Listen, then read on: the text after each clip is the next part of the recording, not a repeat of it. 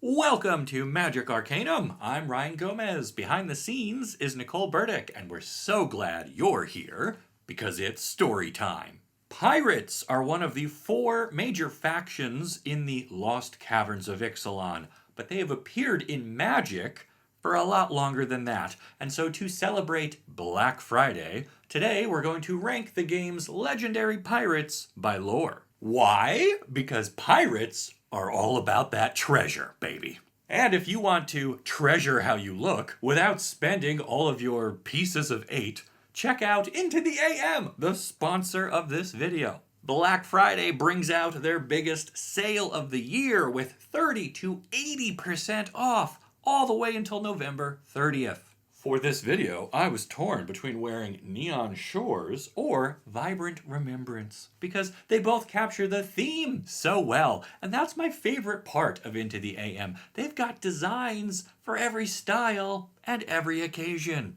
There are so many brain-melting graphic tees, but also really slick-looking basics. You can even find hoodies, joggers, and long-sleeve Henleys, all super comfortable and made with premium materials that make them perfect for gifts, or even just to treat yourself. Another cool thing is that my promo code stacks with the sale, so on top of the big discounts, you'll get an additional 10% off just by entering Magic Arcanum upon checkout.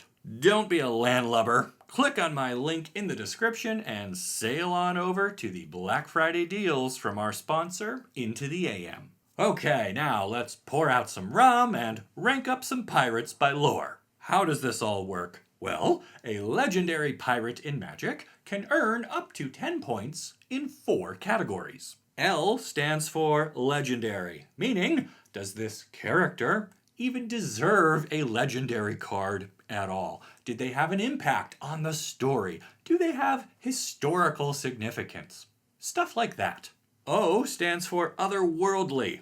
Magic has a ton of magical creatures, sure, but does this character have something special about them that really makes them a unique piece of the multiverse?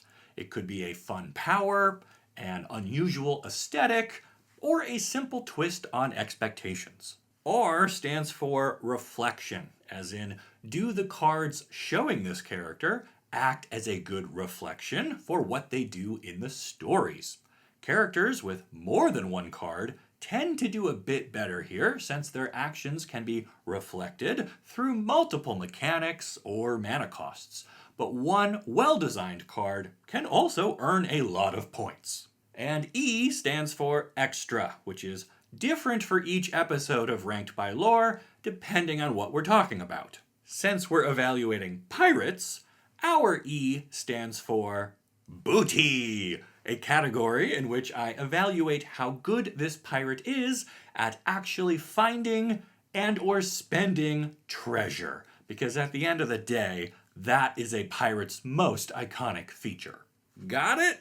Great, then grab your fancy hat because we're starting with Don Andreas and Francisco from the Lost Caverns of Ixalan Commander release. Okay, this is awkward because these guys don't appear in the story, and even though their decks usually come with a little bio about the included legends, they were clearly made just to work with the mechanics and themes of the deck, so I can't even say how well they reflect their canonical abilities. Such as it is, Don Andreas and Francisco don't make it on my list to be ranked by lore, and instead will be told to walk the plank. Yarr! In 12th place, with a score of just 13 points, is Dargo the Shipwrecker from Commander Legends. This giant pirate is from an unknown plane, and he got, like, a paragraph of backstory, which told us how he really wanted to be a pirate, but every time a captain took pity on him and brought him aboard, he would wreck the ship because he was just too big. But is he too big? I mean, his huge power lets him crew just about any ship in the game, so if anything, his size is an asset, which means his card doesn't even really reflect the one thing we know to be true about him. and that's why he's in last place. Slightly better is Xavier Saul from the Commander release for the Lost Caverns of Ixalan. He was the mayor of downtown, where the Brazen Coalition had established its most profitable mine, up until the Myco Tyrant took hold and gave this pirate a new set of glowing mushroom eyeballs. A story appearance, even as brief as his, counts for something, and the fungal infection does give his otherworldly score a little bump too, but ultimately he's just a throwaway character to build up the threat of the Myco Tyrant. 10th place goes to Vargas Wrath, an orc who made a name for himself by assaulting a pirate fortress known as the Spitfire Bastion. Even though he was defeated by the owner of said bastion, they were impressed by his courage and offered Vargas his own ship rather than put him to the sword.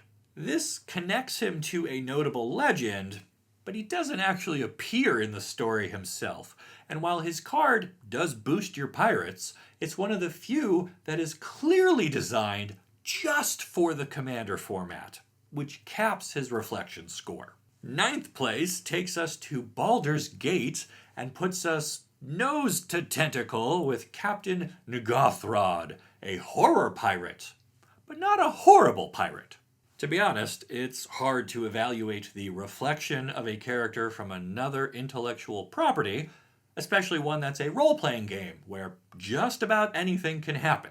The good news is he has an amazing otherworldly score because he's from another world, even by magic standards. And mechanically, his card does steal things, which is to be expected from pirates, even the ones that seem more interested in being a menacing horror, but not a horrible menace.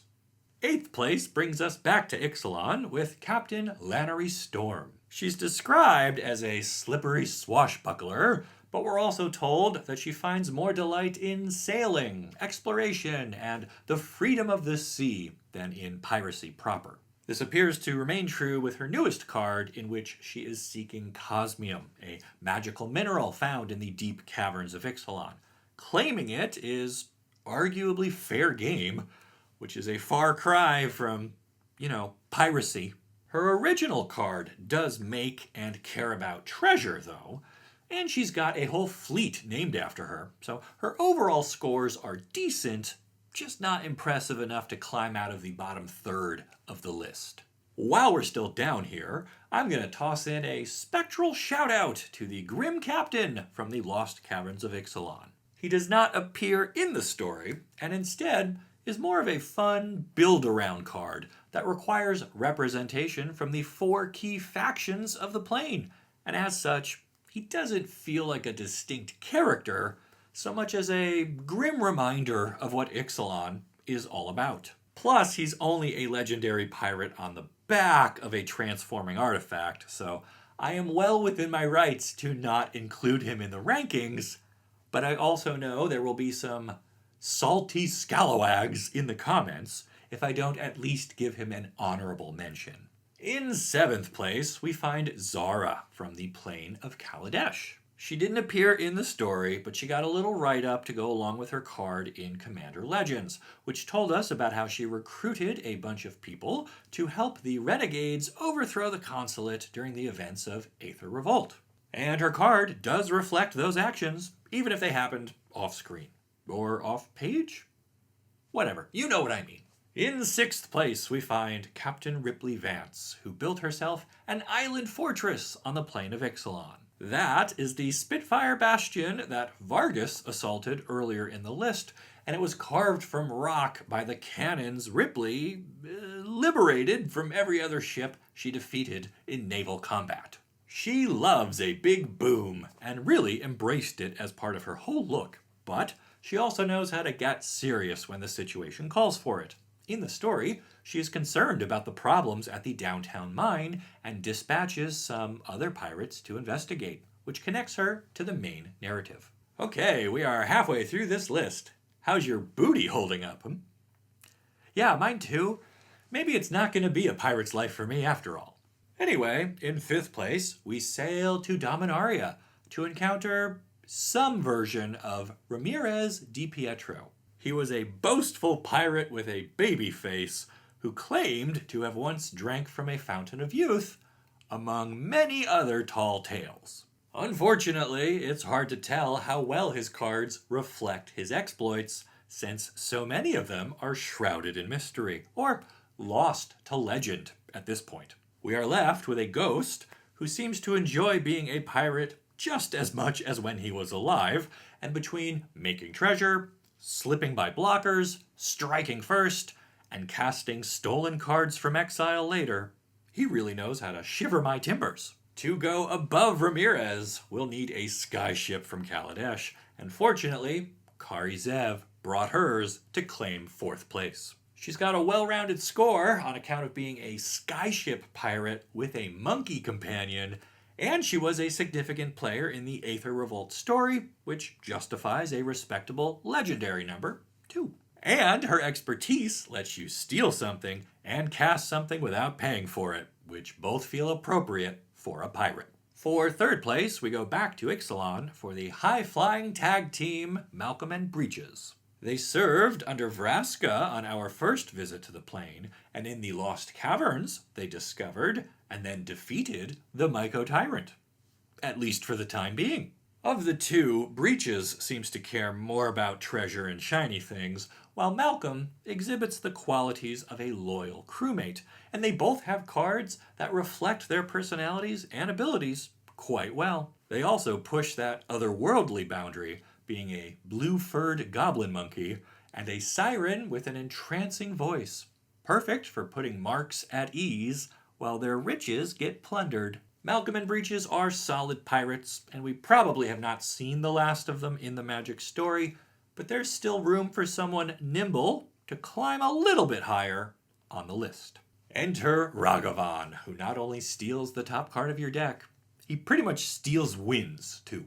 He can dash, he can make treasure, he can work with Kari Zev to squeeze in extra damage or act as a distraction. He's cheap, he's efficient, and looks great in those welding goggles. The only thing holding him back is that he's more like a pet than a legendary character capable of making his own choices, which gives him and Kari a different vibe from Malcolm and Breeches. But can you just imagine if the 4 of them somehow found each other through an omen path? Hey Weatherlight, you know that new crew you've been looking for? Well, listen to this. Malcolm and Breeches would have to ask for time off from their boss first, though, and she happens to be our number 1 pirate. Raise your cutlass for Admiral Beckett Brass. She's the leader of the entire Brazen Coalition on Ixalan, commanding the respect of multiple fleets, plus the other factions of the plane. In her early days of sailing the high seas, it is said that she had a way of always finding the best treasures, and her crew were luckier, faster, and stronger than anyone else, all thanks to her own enchantments. As her reputation grew, so did her influence, and now she's sitting pretty as the governor at High and Dry, a floating city and newly recognized free pirate nation. But she hasn't given up her attachment to booty. How can she? It's right there in her name. Admiral Brass, for your contributions to the Magic story and your flavorful method of stealing from your opponents, and for the fact that you were designed by the artist to resemble his own mother, I award you the Golden Mustache and declare you the first among pirates when ranked by L.O.R.E. Now get out there and hoist your own black flag and celebrate Black Friday by visiting Into the AM, where you can use code MAGICARCANUM to save an additional 10% even during the sale running through the end of the month. Then make sure you like this video and subscribe to the channel so you don't miss the great stories you'll only find here on Magic Arcanum. We'll see ya.